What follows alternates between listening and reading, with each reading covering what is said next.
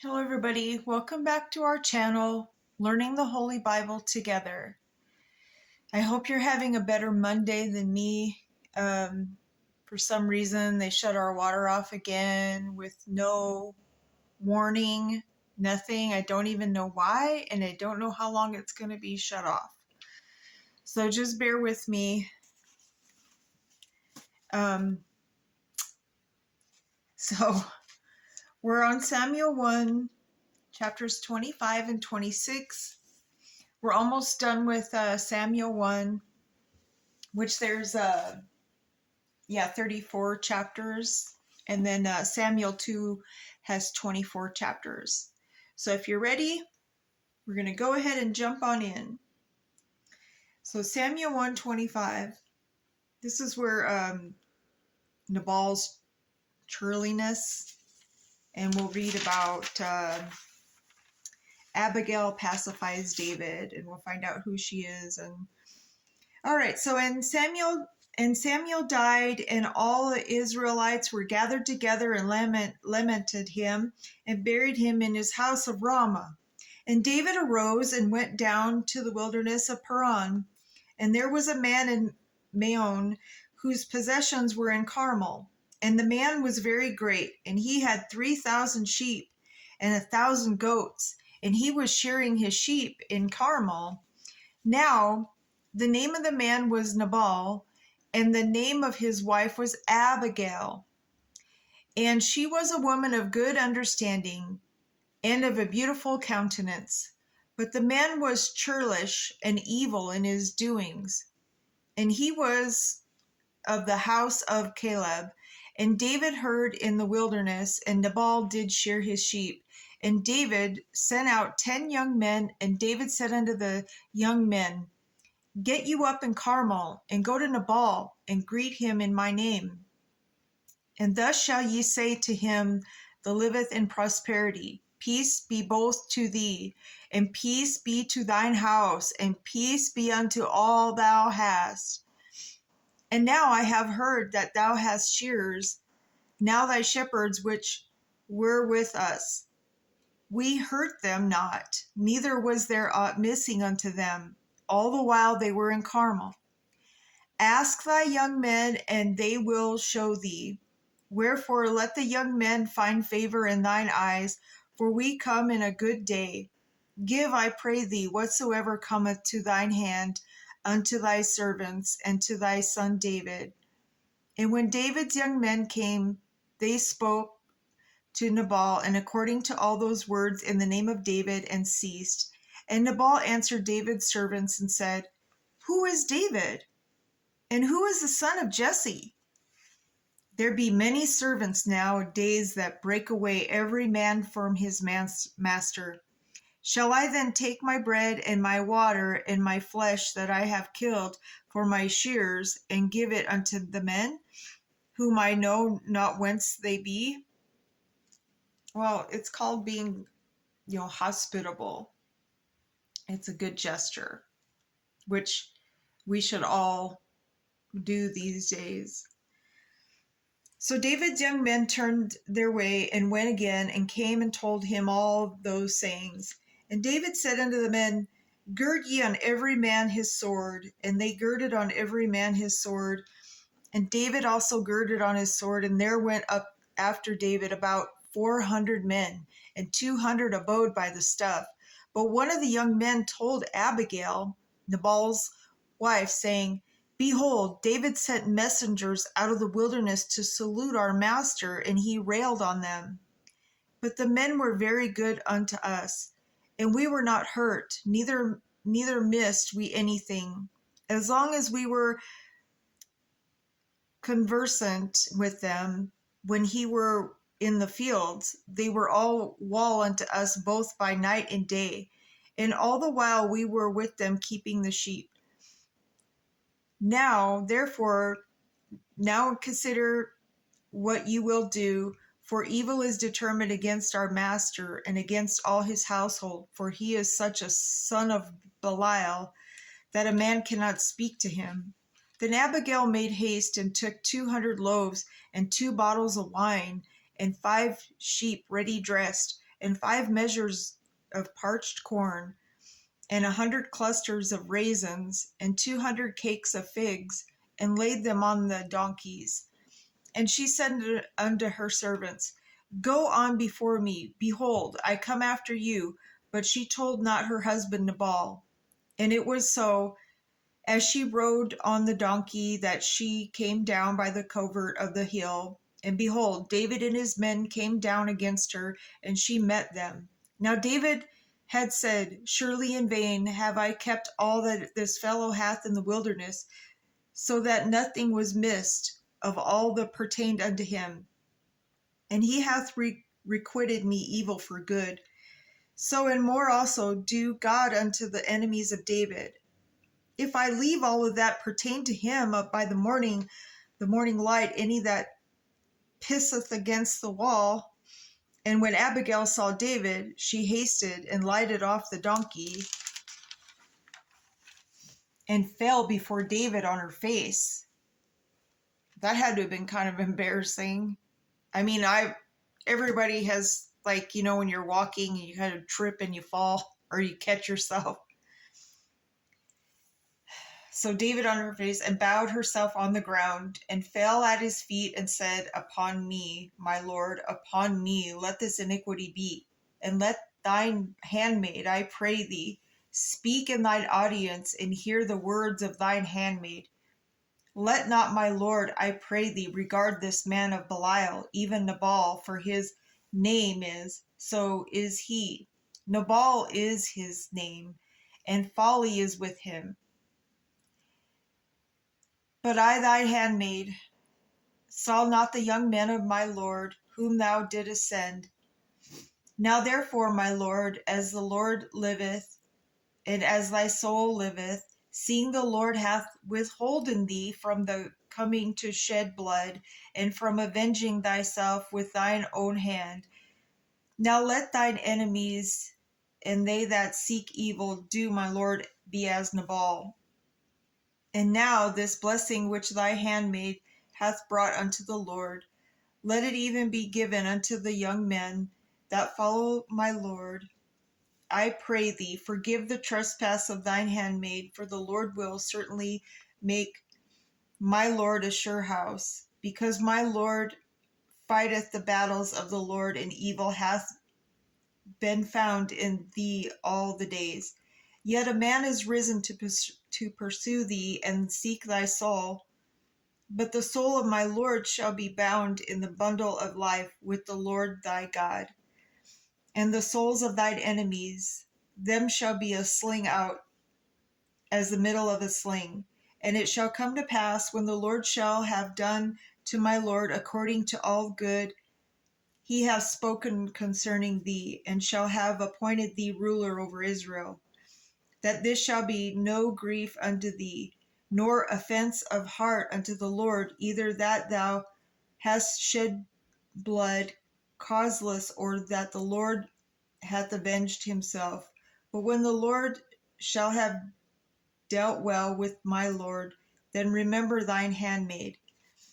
And David said to Abigail, Blessed be the Lord God of Israel, which sent thee this day to meet me. And blessed be thy advice, and blessed be thou which hast kept me this day from coming to shed blood, and from avenging myself with mine own hand. For in very deed, as the Lord God of Israel liveth, which hath kept me back from hurting thee, except thou hast hasted and come to meet me, surely there had not been left unto Nabal by the morning light, and thy pisses against the wall. So David received of her hand that which she had brought him, and said unto her, Go up in peace to thine house. See, I have hearkened to thy voice, and have accepted thy person. And Abigail came to Nabal, and behold, he held a feast in the house, like the feast of a king. And Nabal's heart was merry within him, for he was very drunken. See, people drank too much back in those days. People got drunk. Just saying. Wherefore she told him nothing. I'm saying, I mean, that we shouldn't do it. I'm not saying it to justify it, just to be clear. And so wherefore she told him nothing less or more until the morning light. But it came to pass in the morning, when the wine was gone out of Nabal, and his wife had told him these things, that his heart died within him, and he became as a stone. And it came to pass about 10 days after that the Lord smote Nabal, that he died. And when David heard that Nabal was dead, he said, Blessed be the Lord that hath pleaded the cause of my reproach from the hand of Nabal, and hath kept his servants from evil. For the Lord hath returned the wickedness of Nabal upon his own head. See, it's like you get what you give. You know, if you're going to put out evil, God hates evil. So it's going to come back to you. It's karma. So he was not a good person. So it came back to him and God got rid of him. Just wanted to clarify. And then David sent and commanded with Abigail to take her to him to wife. The good guys always finish last. And when the servants of David were come to Abigail to Carmel, they spake unto her, saying, David sent us unto thee to take thee him to wife.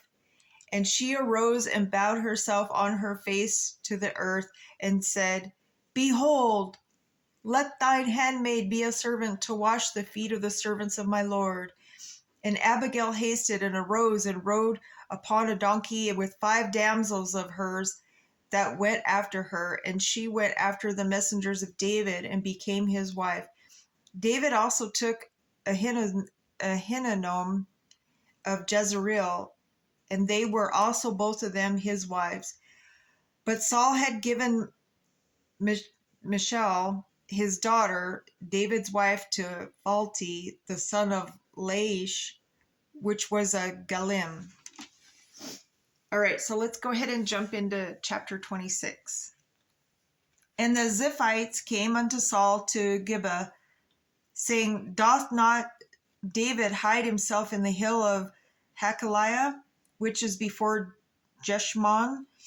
Then Saul arose and went down to the wilderness of Ziph, having 3,000 chosen men of Israel with him to seek David in the wilderness of Ziph. And Saul pitched in the hill of Helikah, which is before Jeshimon, by the way. But David abode in the wilderness, and he saw that Saul came after him into the wilderness. David therefore sent out spies, and understood that Saul was come in very deed. And David arose and came to the place where Saul had pitched, and David beheld the place where Saul lay, and Abner the son of Ner, the captain of his host, and the Saul lay in the trench, and the people pitched around him. Then answered David and said to Amalek the Hittite, and to Abishai the son of Zeruiah, brother of Job, saying, Who will go down with me to Saul to the camp?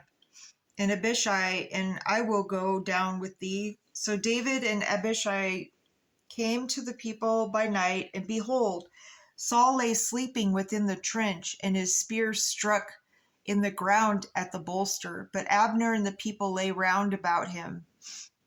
Then said Abishai to David, God hath delivered thine enemy into thy hand this day. Now therefore let me smite him, I pray thee, with the spear even to the earth at once, and I will not smite him the second time. And David said to Abishai, Destroy him not, for who can stretch forth his hand against the Lord anointed and the guiltless? David said furthermore, As the Lord liveth, the Lord shall smite him, or his day shall come to die, or he shall descend into battle and perish. The Lord forbid that I should stretch forth my hand against the Lord's anointed, but I pray thee, take thou now the spear, that it is his bolster, and the cruse of water, and let us go. So David took the spear and the cruse of water from Saul's bolster, and they gat them away, and no man saw it, nor knew it, neither awakened, for they were all asleep, because a deep sleep from the Lord was fallen upon them. Then David went over to the other side and stood on the top of the hill afar off, a great space being between them. And David cried to the people and to Abner the son of Ner, saying, Answerest thou not, Abner? Then Abner answered and said, Who art thou that criest to the king? And David said to Abner, Art not thou a valiant man? And who is like to thee in Israel? Wherefore then hast thou not kept thy lord the king? For there came one of the people and to destroy the king thy lord. This thing is not good that thou hast done. As the Lord liveth, ye are worthy to die, because ye have not kept your master the Lord anointed. And now see where the king's spear is, and the cruse of water that was at his bolster. And Saul knew David's voice and said, Is this thy voice, my son David? And David said, It is my voice, my lord, O king. And he said, Wherefore doth my lord thus pursue after his servant? For what have I done? Or what evil is in mine hand? Now therefore I pray thee, let my lord the king hear the words of his servant. If the Lord has stirred thee up against me, let him accept an offering. But if they be the children of men, cursed be they before the Lord. For they have driven me out of the day abiding in the inheritance of the Lord, saying, Go serve other gods, other demon gods.